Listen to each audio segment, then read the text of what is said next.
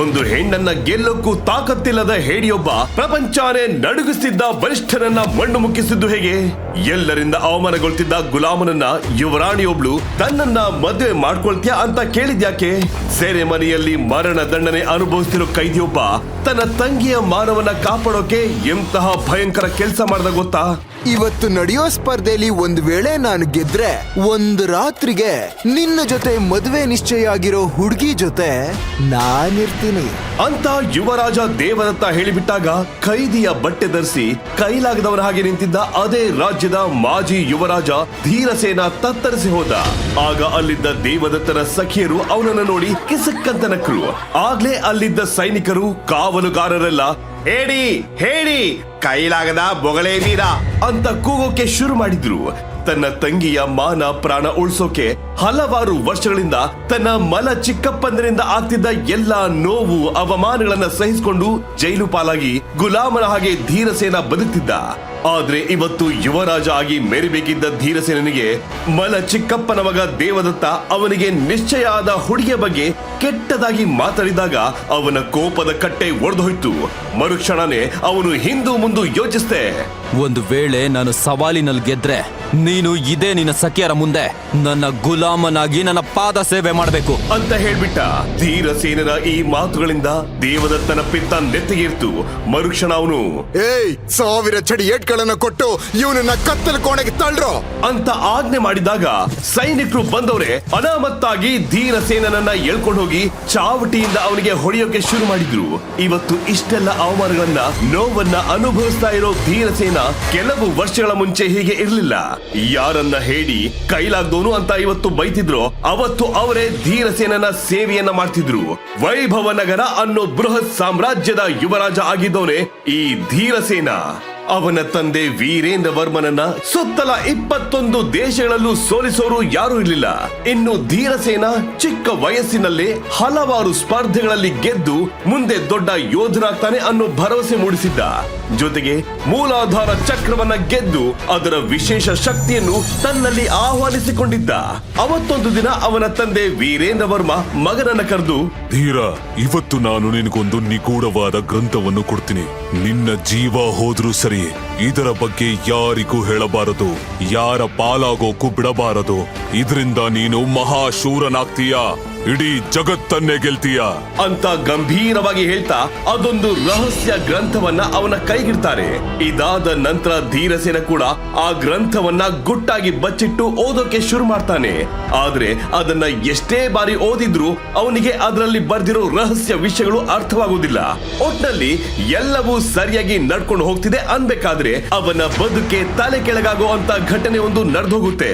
ಮಹಾರಾಜ ವೀರೇಂದ್ರ ವರ್ಮನ ಮಲತಾಯಿಯ ಮಕ್ಕಳಾದ ಯಜುವೇಂದ್ರ ಮತ್ತು ನಾಗೇಂದ್ರನಿಗೆ ಹೇಗಾದ್ರೂ ಮಾಡಿ ವೈಭವ ಸಾಮ್ರಾಜ್ಯವನ್ನ ಅಣ್ಣ ವೀರೇಂದ್ರನಿಂದ ಕಸಿದುಕೊಂಡು ತಮ್ಮ ಕಪಿಮುಷ್ಟಿಗೆ ಪಡ್ಕೋಬೇಕನ್ನೋ ದುರಾಸೆ ಇರುತ್ತೆ. ಇದನ್ನ ಈಡೇರಿಸ್ಕೊಳ್ಳೋಕೆ ಎಂತ ಕೀಳ್ಮಟ್ಟಕ್ಕೂ ಇಳಿಯೋಕು ಅವರಿಬ್ರು ಸಿದ್ಧರಾಗ್ಬಿಡ್ತಾರೆ. ಇದಕ್ಕೆ ಮೂಲ ಕಾರಣ ಏನು ಅಂದ್ರೆ ಶ್ಯಾಮಲ ಅನ್ನೋ ಪಕ್ಕದ ಬಲಿಷ್ಠ ರಾಜ್ಯದ ಜೊತೆ ನಡೆದ ಅದೊಂದು ನಿಗೂಢ ಮಾತುಕತೆ.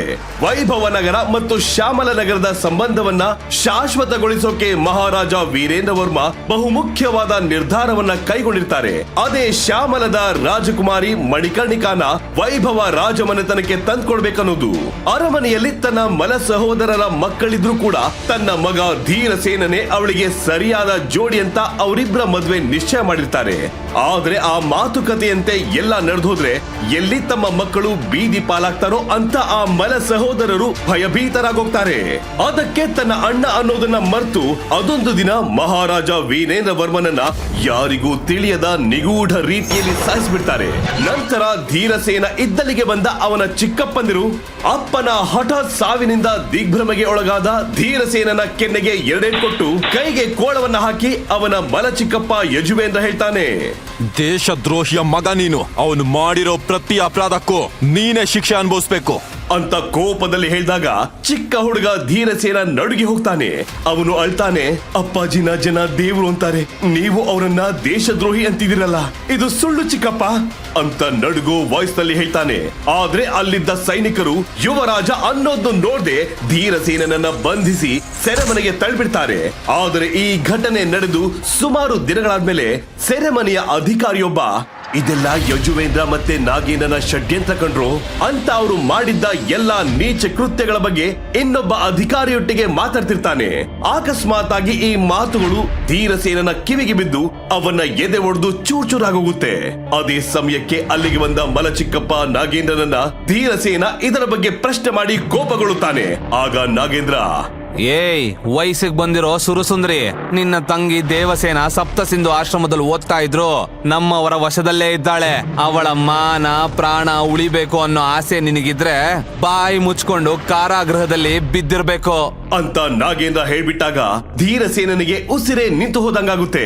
ಬಲಿಷ್ಠ ರಾಕ್ಷಸರ ಹಾಗಿರೋ ನನ್ನ ಮಲ ಚಿಕ್ಕಪ್ಪಂದಿರನ್ನ ಎದುರಿಸೋ ಶಕ್ತಿ ನನ್ನಲ್ಲಿಲ್ಲ. ನಾನಿವರ ಮಾತನ್ನ ಕೇಳಿಲ್ಲ ಅಂದ್ರೆ ನನ್ನ ತಂಗಿಗೆ ಅಪಾಯನೇ ಅಂತ ಅನ್ಸಿ ಧೀರಸೇನ ತನ್ನ ಕೋಪವನ್ನ ಸಹಿಸಿಕೊಂಡು ಸುಮ್ಮನಾಗ್ತಾನೆ. ಇತ್ತ ಸೆರೆಮನೆಯಲ್ಲಿ ಧೀರಸೇನನನ್ನ ಸಾಮಾನ್ಯ ಖೈದಿಗಳಿಗಿಂತ ತೀರಾ ತುಚ್ಛವಾಗಿ ಅವನನ್ನ ನಡೆಸ್ಕೊಳ್ತಿರ್ತಾರೆ. ಬೇರೆ ಖೈದಿಗಳಿಗೆ 3 ಹೊತ್ತು ಊಟ ಹಾಕಿದ್ರೆ ಧೀರಸೇನನ್ಗೆ ಮಾತ್ರ ಕೇವಲ 1 ಹೊತ್ತು ಗಂಜಿಯ ಊಟವನ್ನ ಮಾತ್ರ ಕೊಡ್ತಿರ್ತಾರೆ. ಕಲ್ಲು ಬೀಸೋದ್ರಿಂದ ಹಿಡಿದು ಶೌಚಾಲಯವನ್ನ ಸ್ವಚ್ಛ ಮಾಡಿಸೋದು, ಇತರ ಖೈದಿಗಳ ಬಟ್ಟೆ ಒಗೆಯೋದು ಮತ್ತೆ ಜೈಲು ಅಧಿಕಾರಿಗಳ ಕಾಲು ಕೈ ಒತ್ತೋ ಸೇವೆಗಳವರೆಗೂ ಮಾಡಿಸ್ತಿರ್ತಾರೆ. ಆದ್ರೆ ಇದೆಲ್ಲದರಿಂದ ಎಷ್ಟೇ ಅವಮಾನ ಮತ್ತೆ ಕಷ್ಟಗಳಾದ್ರೂ ಧೀರಸೇನ ಸಹಿಸಿಕೊಂಡು ಇರ್ತಾನೆ.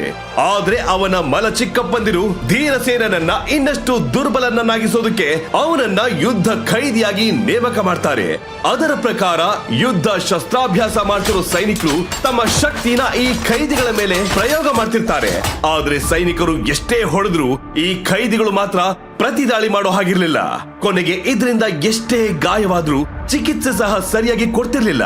ಇತ್ತ ಧೀರಸೇನ ಈ ಎಲ್ಲಾ ಹಿಂಸೆಗಳನ್ನ ಅನುಭವಿಸ್ತಾ 3 ವರ್ಷಗಳೇ ಕಳೆದೋಗುತ್ತೆ.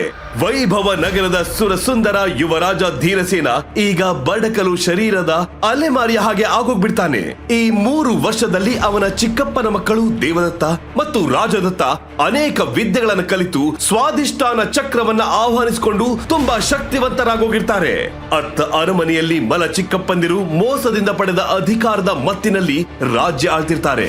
ಆದ್ರೆ ಅವರ ಮಕ್ಕಳಾದ ದೇವದತ್ತ ಮತ್ತು ರಾಜದತ್ತರು ಧೀರಸೇನನಿಗೆ ನಿಶ್ಚಯ ಆಗಿರೋ ಮಣಿಕರ್ಣಿಕನ ತನ್ನೋಳನ್ನಾಗಿಸ್ಬೇಕಂತ ಅವಕಾಶ ಅವರಿಬ್ಬರಿಗೂ ಸಿಕ್ಕ ಹಾಗೆಲ್ಲ ಧೀರಸೇನನಿಗೆ ಚಿತ್ತ ಹಿಂಸೆ ಕೊಟ್ಟು ಅವಮಾನ ಮಾಡ್ತಿರ್ತಾರೆ.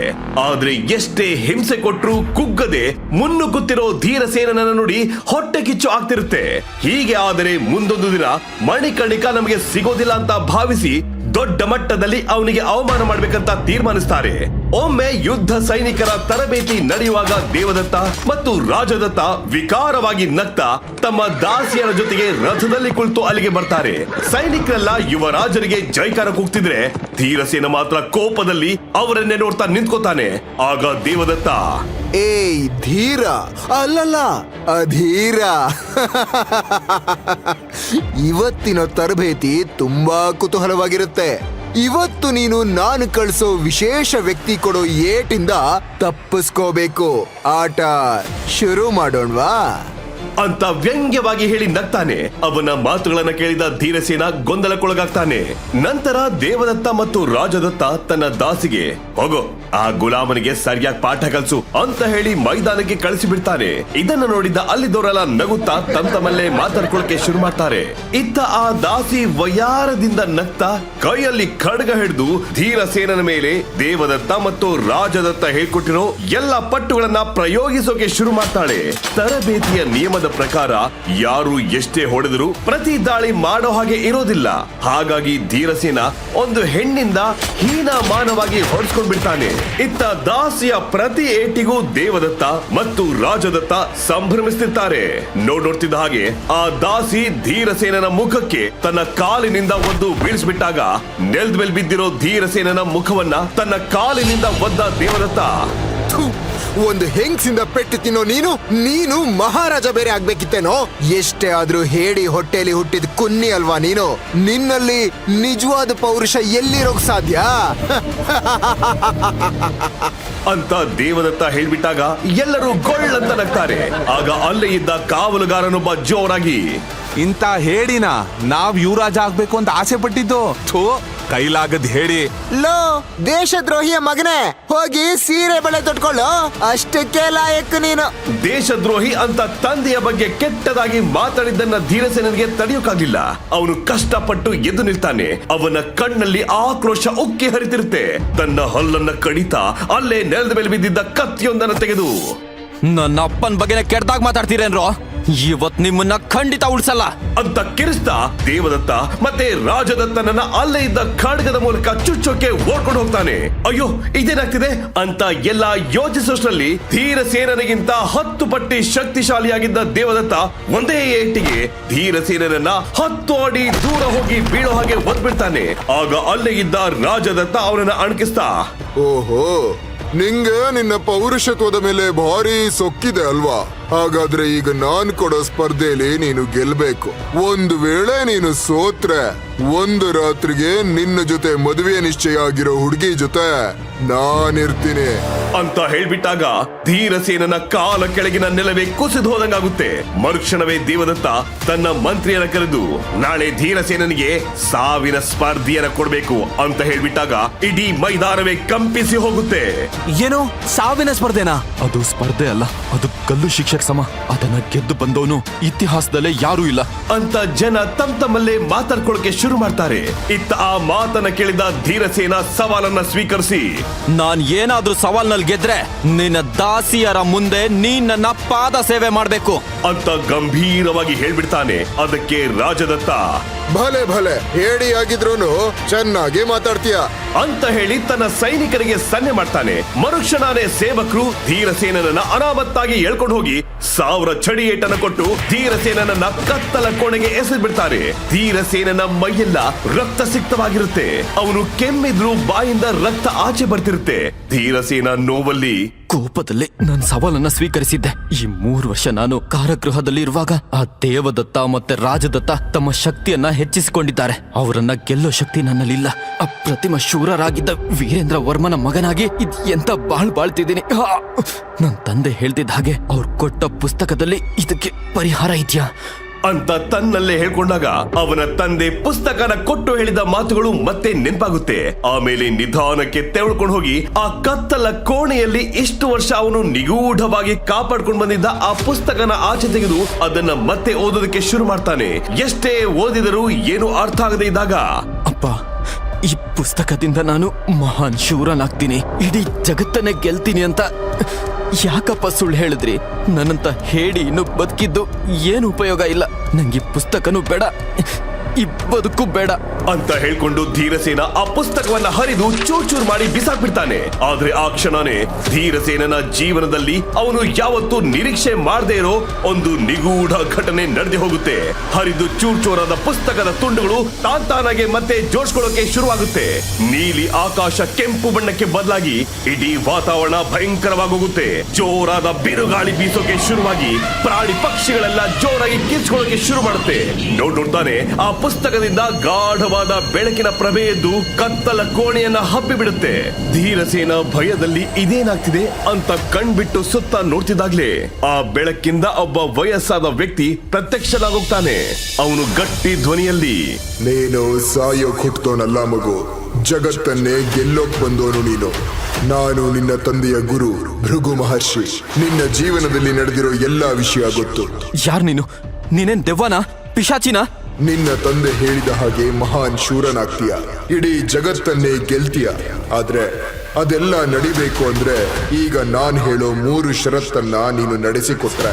ನೀವ್ ಹಾಗ್ ಮಾಡೋದಾದ್ರೆ ನೀವು ಹೇಳೋ ಎಲ್ಲಾ ಮಾತನ್ನು ನಾನ್ ನಡೆಸ್ಕೊಡ್ತೀನಿ. ಹೇಳಿ.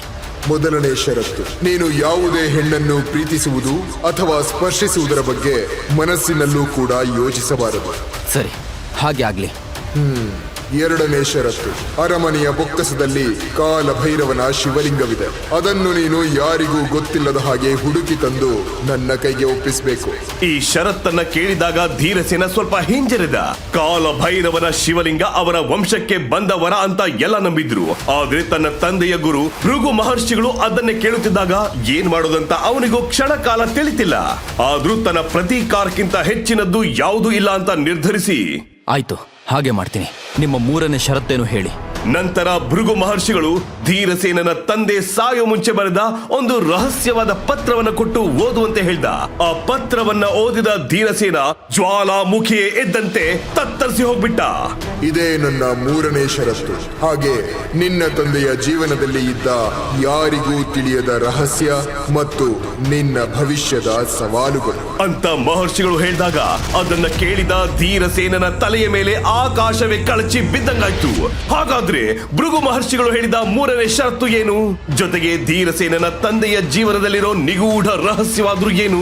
ಆ ಪುಸ್ತಕದಲ್ಲಿ ಇಡೀ ಪ್ರಪಂಚವೇ ಬೆಚ್ಚಿ ಬೀಳಿಸೋ ರಹಸ್ಯವೇನಿದೆ? ತನ್ನನ್ನು ಹೇಳಿ ಎಂದು ಅವಮಾನಿಸಿದವರಿಗೆ ಧೀರಸೇನ ತಾನೊಬ್ಬ ಮಹಾವೀರ ಅಂತ ಸಾಬೀತುಪಡಿಸ್ತಾನ. ಈಗ ಧೀರಸೇನ ದೇವದತ್ತ ಹಾಗೂ ರಾಜದತ್ತ ಹಾಕಿರೋ ಸಾವಿನ ಸ್ಪರ್ಧೆ ಸವಾಲಿನಲ್ಲಿ ಗೆದ್ದು ಮಣಿಕರ್ಣಿಕಾನ ಪಡ್ಕೋತಾನ ಅಥವಾ ಕಳ್ಕೋತಾನ? ಇನ್ಯಾತ್ತಡ ಈ ಪ್ರಶ್ನೆಗಳಿಗೆ ಉತ್ತರ ತಿಳ್ಕೊಳ್ಳೋದಕ್ಕೆ, ಈ ಸ್ವಾರಸ್ಯಕರವಾದ ಪ್ರಶ್ನೆಗಳಿಗೆ ಉತ್ತರ ತಿಳಿಯೋಕೆ ಈಗಲೇ ಕೆಳಗೆ ಕಾಣ್ತಿರೋ ಇನ್ಸ್ಟಾಲ್ ಬಟನ್ ನ ಕ್ಲಿಕ್ ಮಾಡಿ, ಪಾಕೆಟ್ FM ಆಪ್ ಡೌನ್ಲೋಡ್ ಮಾಡಿ, ಆಡಿಯೋ ಸೀರೀಸ್ ಕೇಳೋಕೆ ಶುರು ಮಾಡಿ. ಮಹಾಕಥೆ.